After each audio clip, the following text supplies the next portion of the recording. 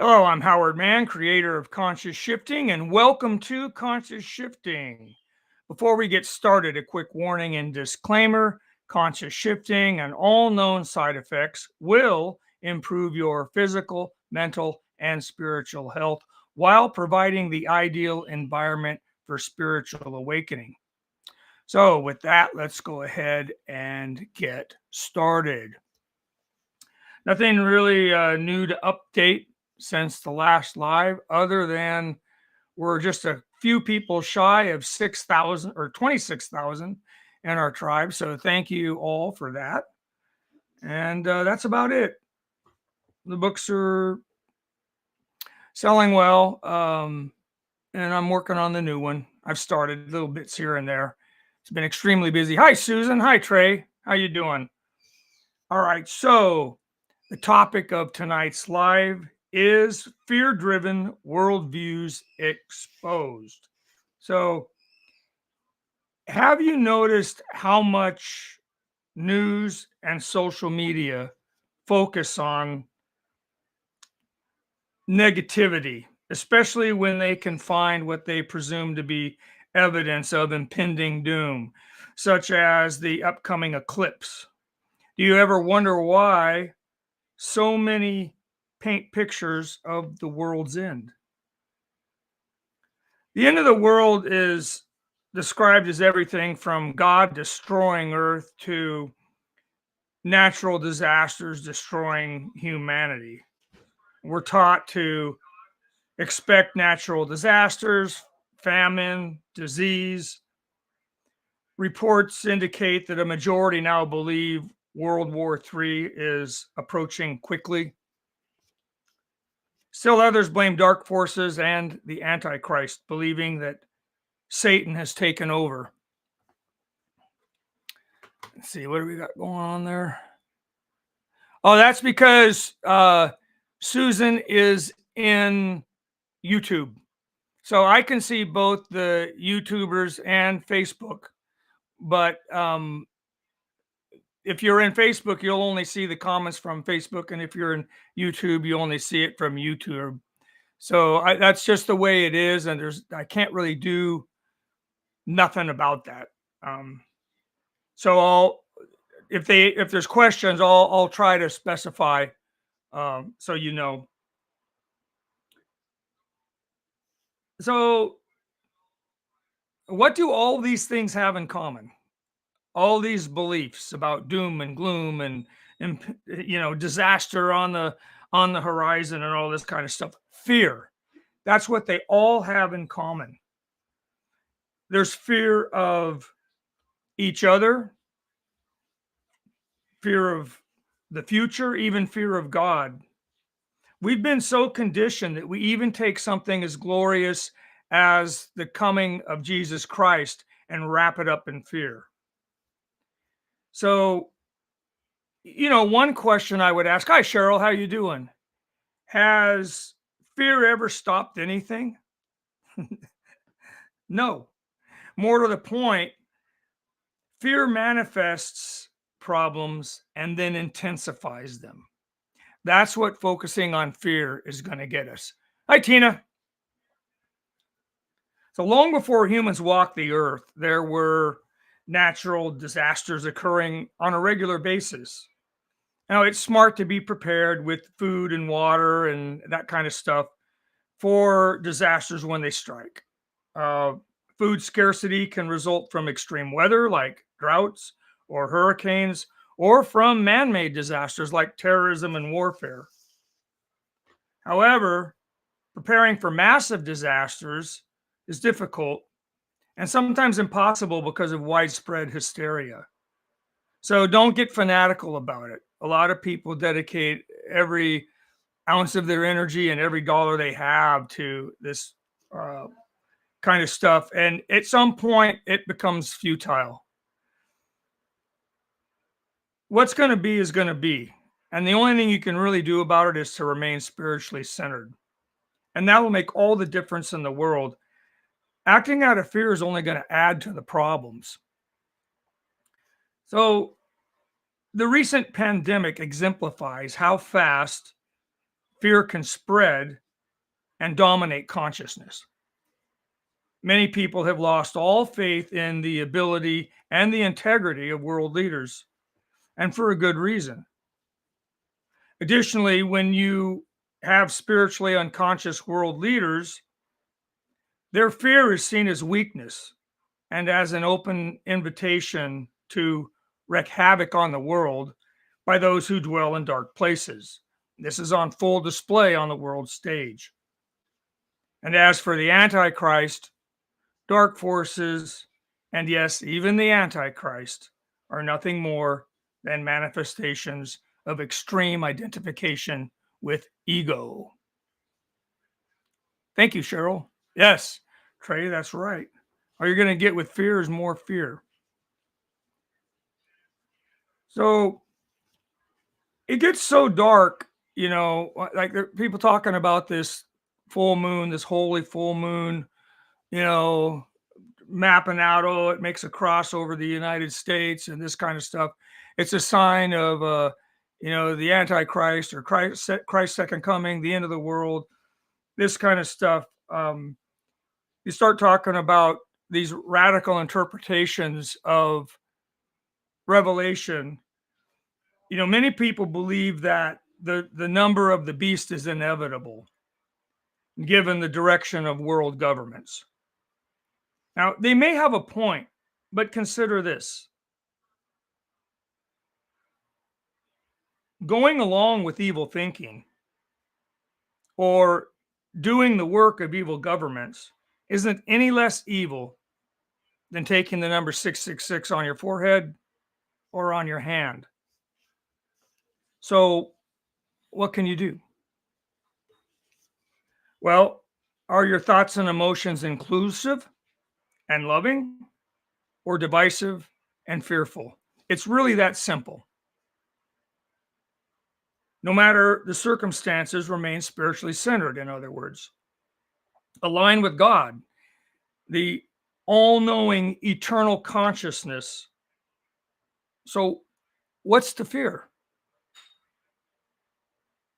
Are you afraid of eternal unconditional love?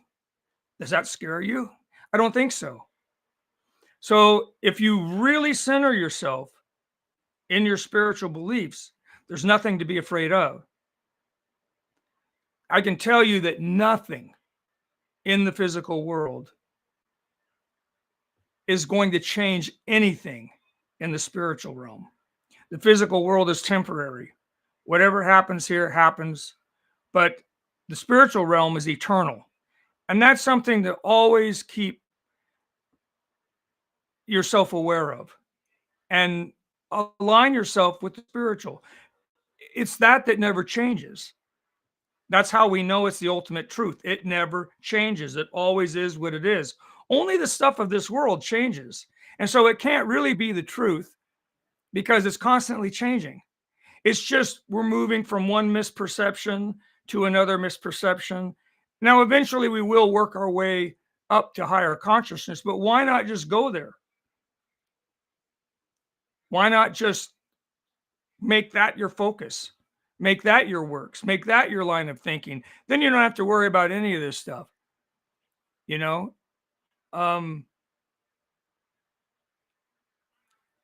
solar eclipse. Oh, I don't. Did I say something else? Who knows, right? Sometimes I fumble. Trey, if you know where you're going and have peace, there is nothing to fear. No, nothing to fear at all.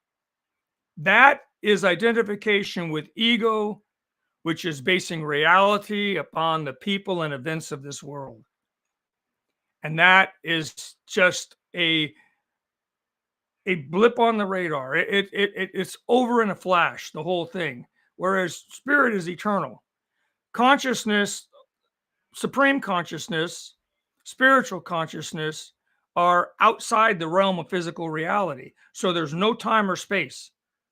It's just this eternal knowing of what is. And it always is what it is. It always has been. And it always will be.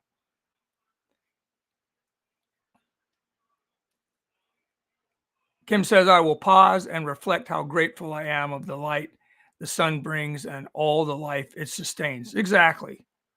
So, again, are your thoughts and actions, are they loving and inclusive, or are they divisive and fearful? Because that's going to tell you whether you're identified with spirit or whether you're identified with ego. So be authentic. Don't get sucked into the toxic energy of the spiritually unconscious. To put a positive spin on it, even the end times, as it's known, are also the beginning of heaven on earth. But even that is a expectation out of positive thinking within the physical realm. It's far better than negative thinking, but it still falls short of spiritual consciousness. The problem with expectations are that they're ego-based, therefore falsehoods, and whether you judge them as good or bad, when those expectations are not met, then they lead to despair, which is a misalignment with the divine, a fall from grace, if you will, believing in the physical realm and the things of the physical realm. You like that? Tina, I'm following A Course in Miracles. What you're saying kind of reminds me of it. Well, The Course in Miracles, although I haven't read it, I know a little bit about it. I've heard people talk about it. And what I've come to gather is that there was a famous psychotherapist who was not religious. And she kept getting these communications with Jesus. He was talking to her. She thought you got to kind of imagine what that would be like. Here you are, this psychotherapist, and you sit and talk to people who talk to people that aren't there, and you consider them crazy. And now, not just anybody, but Jesus is talking to you. And so she struggled with this. She struggled with the entire process. But a friend of hers helped her, and she would go into these kind of like trances where she didn't really remember any of it, but he would write down apparently what she was saying. And so the idea is that the book of what is it? The Course in Miracles is a channeling of Jesus. So that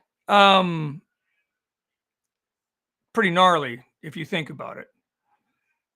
And I think that a lot of the stuff, some of the quotes I've heard, some of the talks I've heard on it, it seems to align with what I know to be the truth. So it does give some merit that you'll know when you're dealing with the truth, whether it's some scripture or someone who's channeled something. You'll always know because it'll just resonate with you as the truth, and it'll never be something that can be proven wrong, no matter how it's analyzed. All the various sciences, your own personal experience, history, all of this stuff, none of it is going to be able to disprove something that is the truth. And that is what you focus on, and just let the rest of it go. The ways of the world are wicked, as they say. And so that's not something to really focus on. Let me know what you think of that when you get done with it. I have it on my list of things to read. I just have very few books I've had the time to read. So the list is long, but the completions are short. Awesome. That's good. Hi, Katja. Yeah, the Bible is actually confusing for a number of reasons. One being when it was written and the way they spoke then, and what some of the words, and then it's having to be translated from different languages.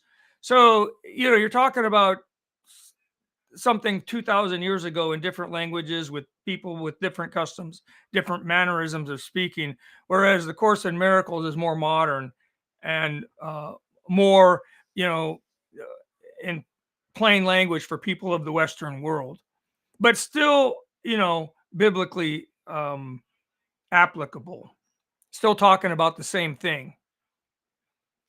Yes, everything we need to know is within. How am I coming with my next book? Susan's asking from YouTube. I've been so busy with stuff that I've had very little time, but I have started writing and kind of doing, some small things that are going to go into the book, and kind of doing an outline of what the book's going to cover. In fact, a little bit of tonight's live was kind of from that line of thinking. I'm watching all this stuff, and hi Christina, and all what everybody's saying about this holy eclipse and this kind of stuff, and it got me thinking about it. So I figured, you know what, this is the perfect time to do a pop-up live. So speaking of this,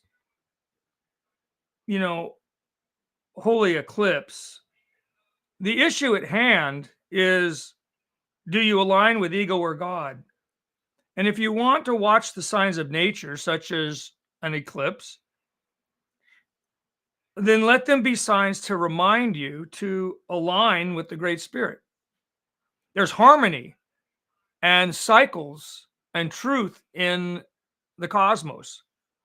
And if you watch it, you'll see that. So let it be a reminder of this divine process that's being played out here, and be grateful that it exists and align yourself with that. That's what you can do with it. Not look at it and go, "Oh my God, it's Armageddon."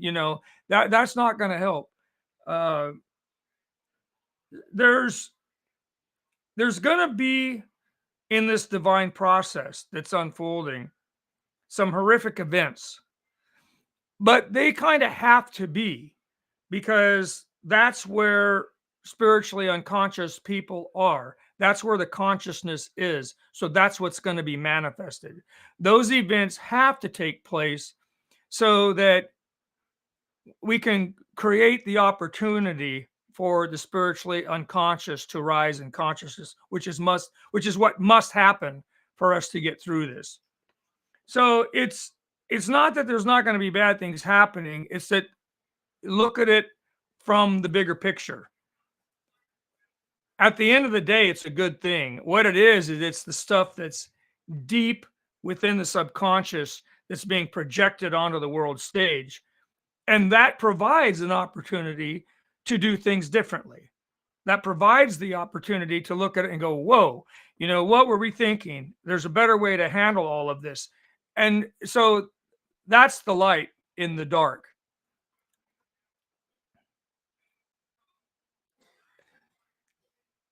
Yeah, I'm glad you guys are all over the new book, but it's going to be a while. It's going to be a lot of work, and I'm nowhere near even getting the rough draft finished. So I'll let you know as it goes on, and you'll be the first to know. But it's good. I think you're going to like it. I really do. It's like this live on steroids. Gotcha. Not seeing comments. You should be seeing the ones on Facebook, but not like Susan's on YouTube. You won't see those. Tina says, "Ego, etch God out." There you go.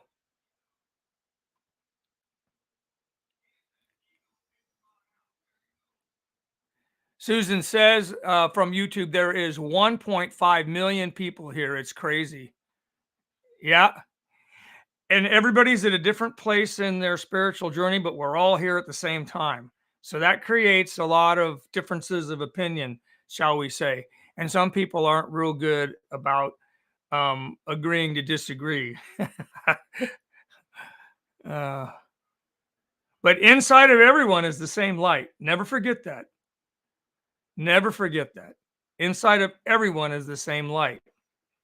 We all are of the same spiritual essence. We're actually one being in many disguises. If you really want to know, this whole physical realm is more like a massive multiple, case of personality disorder, closer to the truth than what most people think. It could be. Facebook's wonky. You like that? Good. Yeah, as Kim says, if you're walking the beaten path, you aren't discovering anything new. Just saying that. My face is digitalized. Well, that would be technology at work. Yeah, Trey, I know it's all over the place, which is what prompted me to do this live.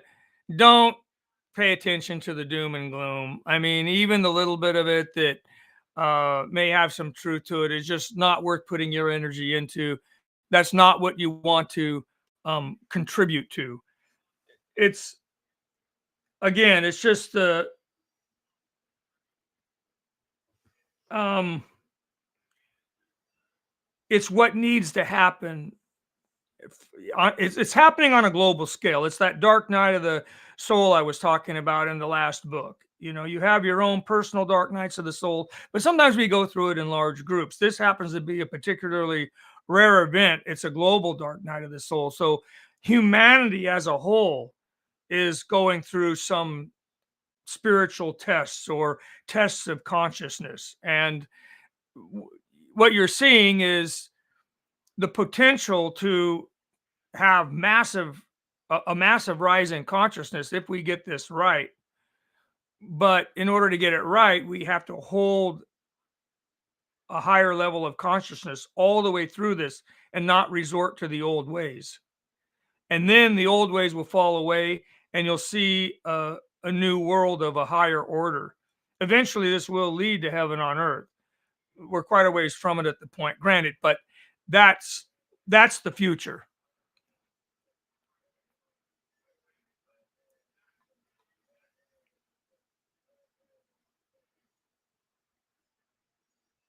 Yeah, celebrate the light, celebrate the life that the sun brings. That's what you can do with the eclipse, not focus on, you know, what dark thing's gonna happen next.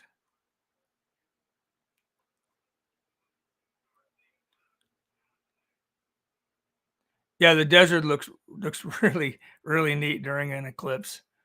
Uh, and remember, like Kim says, look at the shadow on the ground. Don't look at the sun. You'll be blind. It's not good for you at all, and it only takes a few seconds to burn out your retinas, or you can, you know. Certainly, a few more seconds will do it, but I wouldn't suggest any at all. Just not good. I've glanced real quick at it before, and I mean, I was seeing spots for a while. Not a smart thing to do. This is a test of our true selves. Are we living what we speak, or is it just a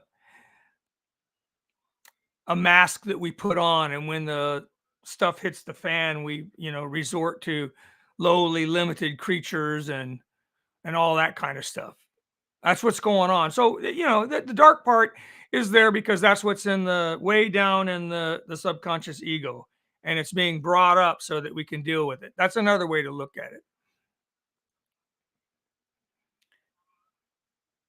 Cheryl says, no more doom and gloom or drama. I focus on the good, and I do believe there is God's greatest love all around. It's what we choose to focus on. Exactly.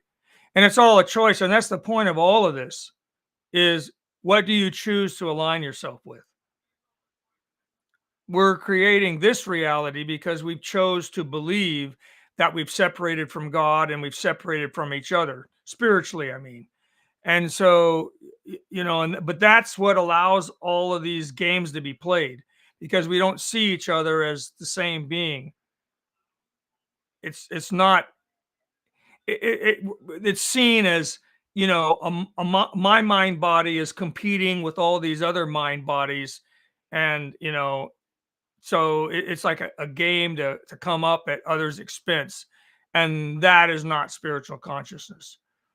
But that, to a large extent, explains the way of the world.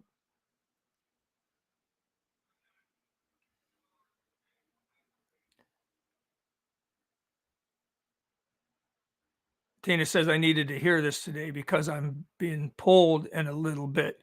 It's time to step out and live my own reality. There you go. There you go.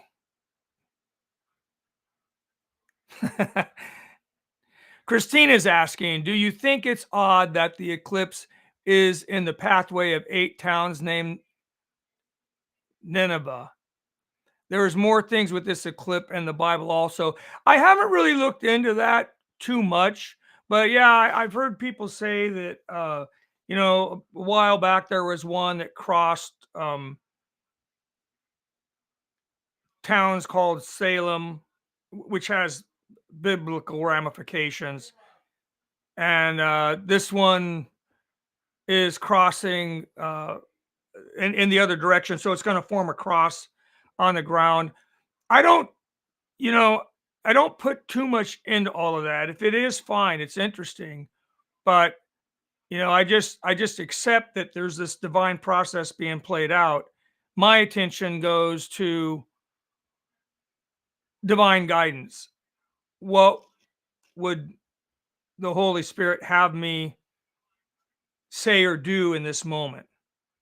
So I don't worry about too much else. I mean, if something like this was really played out like it does in the horror movies, and all of a sudden the government was, saying you can't buy or sell anything unless you take this 666 on your forehead or your hand, I'd tell them to shove it.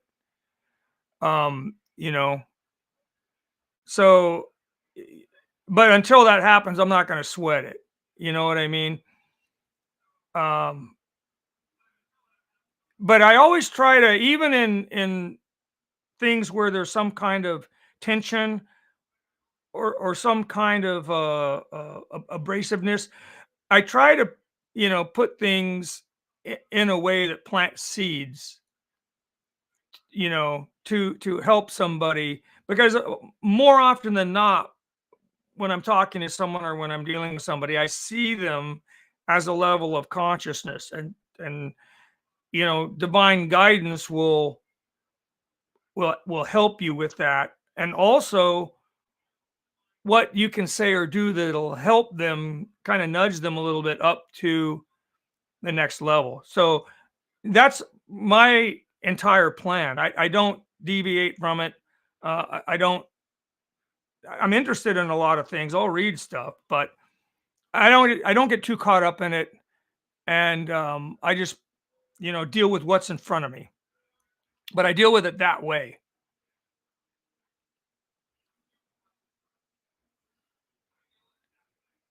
Yeah, seven Salems. Yeah, yeah, that's what they're saying.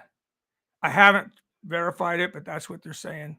And if that's so, that's kind of interesting. I got to admit.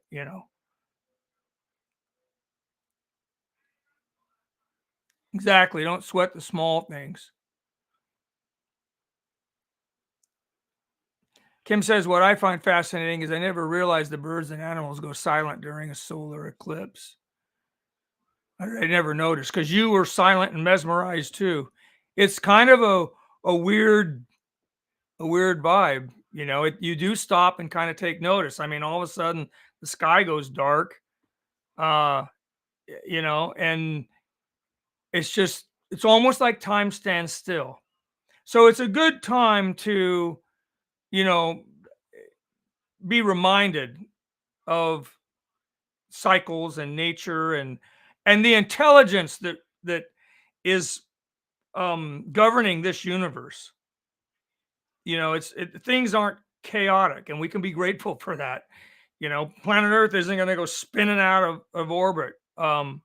It, there's a pattern to all of this, and at every level. It's an extreme intelligence, even down to things the size of atoms. There's intelligence in the behavior of the energy that is within that atom, that is like something that's more advanced than a supercomputer. And yet you're talking about energy, not even a collection of energy enough to create molecules to create a piece of matter, let alone a supercomputer. And yet the intelligence that's inside of that is like, governing the entire universe and everything going on here. It's mind boggling to think about. My point being that this is not accident. This is not a cosmic accident. This is not random stuff going on occasionally, benefiting the human race. There is evidence, if you look at these patterns and these events, of a supreme intelligence governing all of this. Frankly, when I start thinking about all this stuff, I'm amazed that we haven't wiped ourselves off of the planet yet.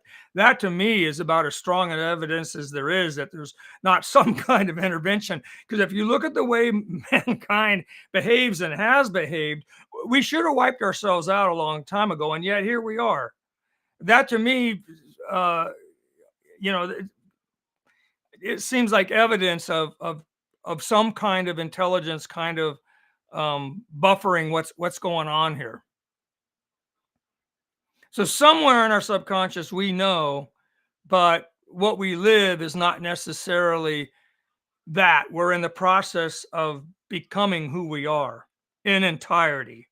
And when we do, then we will hold that level of consciousness and manifest accordingly. It's kind of like we're caught in this time continuum where there's these increments of time and space, like these snapshots of something that's really fluid and instantaneous. You like that plan, Cheryl?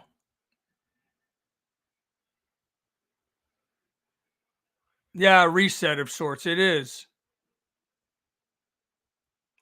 So the spiritually unconscious try to make what happens and what doesn't happen conform to their will, expecting that that will solve all of their problems.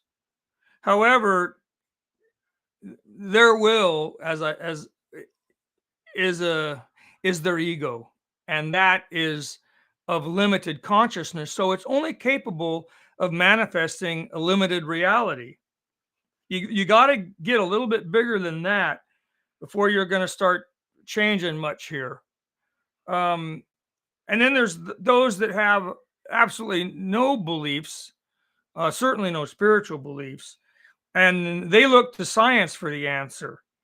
But if you worship, there's nothing wrong with science, but if you worship technology, that's not going to give you the answer either, because you're still limiting yourself. You're still limiting your consciousness. You're still living the life of a limited creature crawling around on a rock. That's not the same thing as an unlimited, all-knowing, eternal spiritual being. It's a huge difference. And so the manifestation of the level of consciousness is going to be that much different. But the the point is that consequently all these views that are tied to expectations and beliefs in the physical world and the things within the physical world are missing the whole point, that this reality is a manifestation of our collective consciousness, and therefore humanity must rise in consciousness. And it's not, you can't solve the problems with the consciousness that created the problems. If you understand that this is a reality created by our level of consciousness, then for this to become a higher vibrating reality, obviously we have to hold a higher level of consciousness. That's the beginning of understanding this divine process that I'm talking about. But it's not going to be, even in the fix, people get all caught up on the physical. It's not going to be the result of God destroying the earth. That's not going to fix this. Nor will it be the result of Jesus coming back and kicking ass, as a lot of people think is going to happen. 2,000 years ago, the Jewish people were expecting a Messiah to come and just wipe out all their enemies. The Christians are making the same mistake, that Jesus is going to come back and he's just going to stomp ass, just going to, and you see it in the interpretations and in most of the teachings about scripture, particularly Revelation, that this is how it's going to go down. What I'm telling you is that Christ is a level of consciousness that humanity must rise to. Jesus showed us the way. And when we live our lives through that consciousness, we will manifest heaven on earth. It's that simple. So the answer is not out there. That's where everybody blows it. The answer is not contained in a holy eclipse or a world leader or sacred scriptures or a scientific discovery. They only remind us of the need for us to align with the divine process. And ultimately, we will be the ones that create heaven on earth. What's going on out there is a manifestation of what's going on in here. And that's that's the only thing that you really need to focus on. Everything else will work itself out. And when enough people are focusing on what's in here and evolving into higher and higher states of consciousness, that's going to affect or influence the collective consciousness, and the reality of the entire universe is going to change. So that's what I had to say about all of this. Let's see if there's any more comments. Yes, time is flying. Katya says, close to my area, Niagara Falls is supposed to be one of those areas.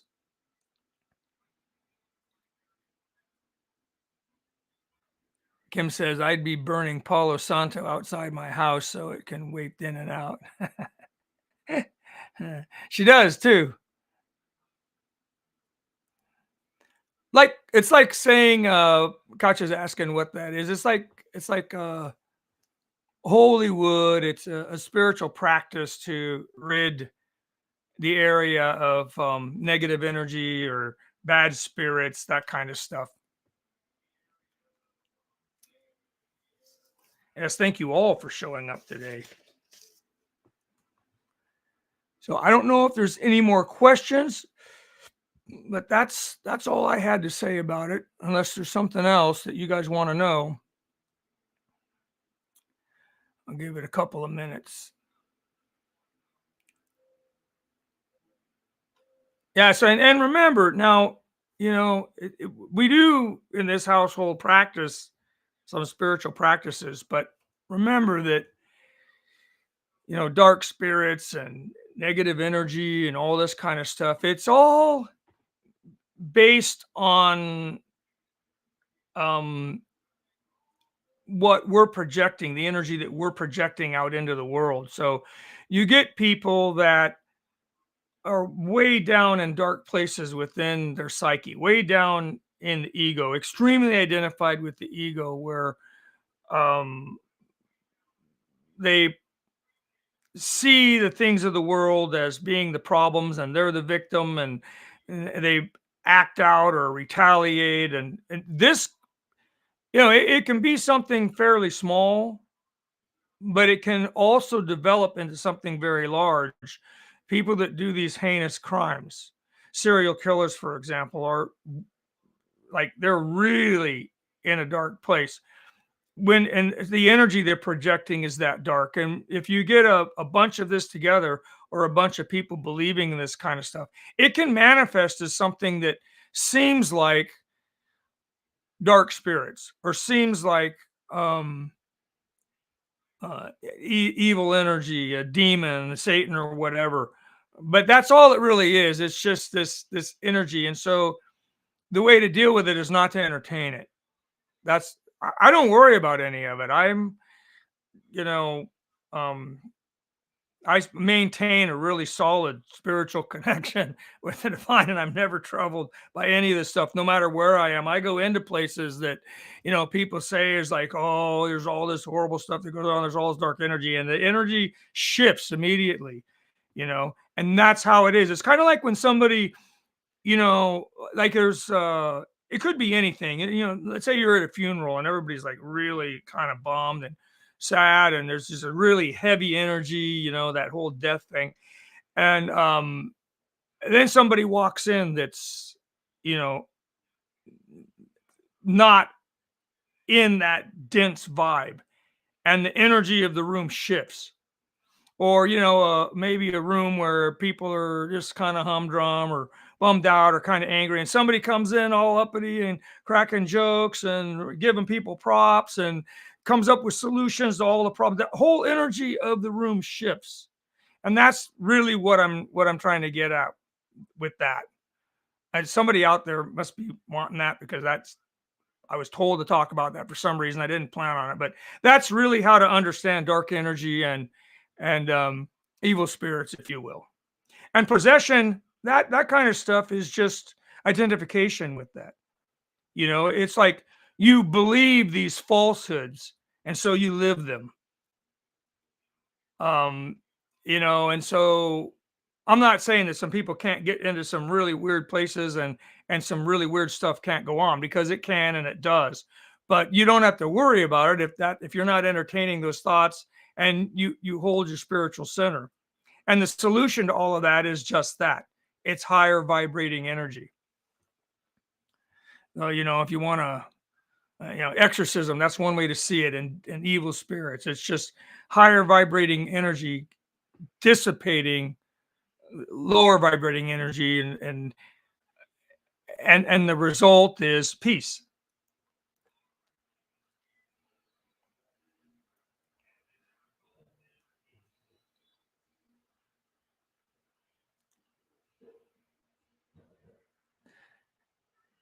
All right.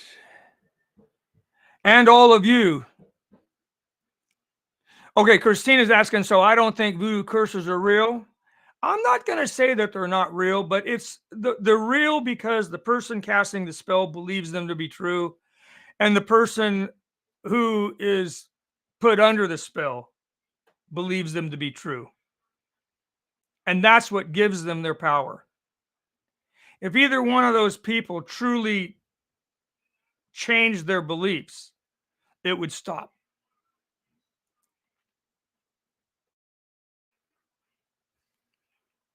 Now, you can have weird things. You can have a lot of people believing something, and it can be fairly strong energy, but it doesn't have any power over higher vibrating energy.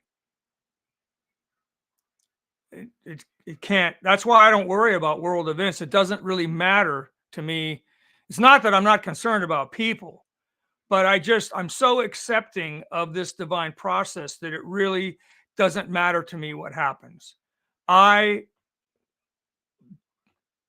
do with what's around me with divine guidance, and I don't worry about anything else. And I figure just whatever happens is supposed to happen, needs to happen. And in the end, I can tell you, I've seen beyond all of this, and it's heaven on earth. But it's not like we're gonna, get gold and build streets and temples. That's not really what I'm talking about. I'm talking about a state of consciousness. But it'll be such at that point, it'll be such a high vibrating state of consciousness that evil cannot exist within it. The physical world will start to dissipate and become less physical.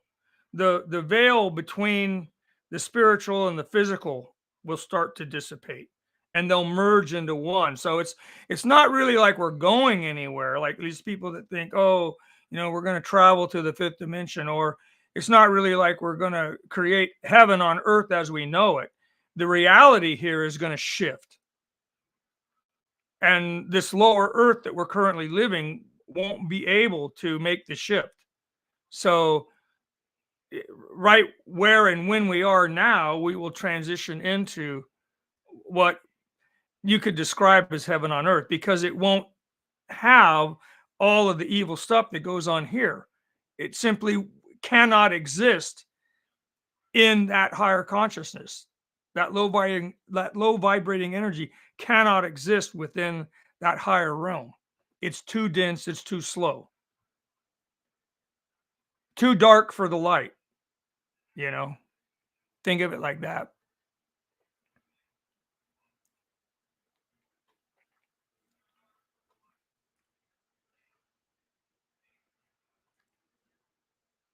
Yes, blessings to you all.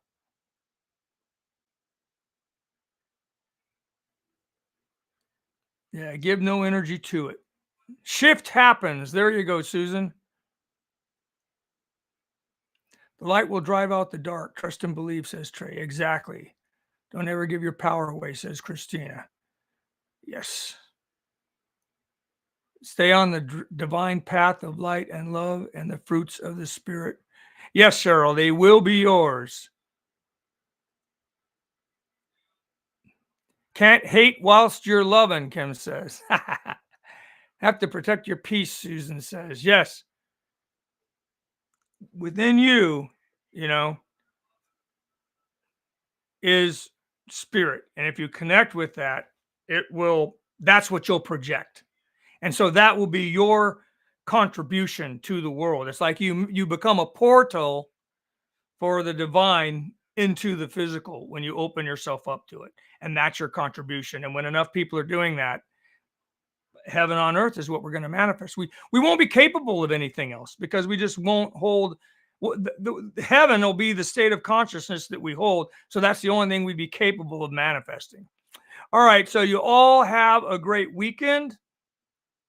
And remember, until the next time, the only way to bring about the greater good is to be the greater good. Good night.